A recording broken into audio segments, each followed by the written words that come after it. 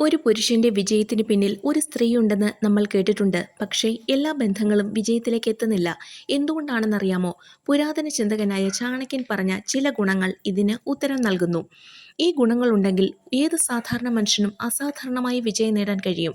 ഇത് വെറും പഴയ സിദ്ധാന്തമല്ല, ഇന്നത്തെ ജീവിതത്തിൽ പ്രായോഗികമായി ഉപയോഗിക്കാവുന്ന സത്യങ്ങളാണ്. നമുക്ക് ഓരോന്നായി നോക്കാം. ഒന്നാമതായി, പിന്തുണ നൽകുന്ന സ്വഭാവം. കഷ്ടകാലത്തും ഒപ്പം നിൽക്കുന്ന ഭാര്യ വിജയകാലത്ത് സന്തോഷം പങ്കിടുന്നതിലും വലിയതാണ്. രണ്ടാമതായി, ബുദ്ധിയും വിവേകവുമുള്ള പാർട്ട്ണർ.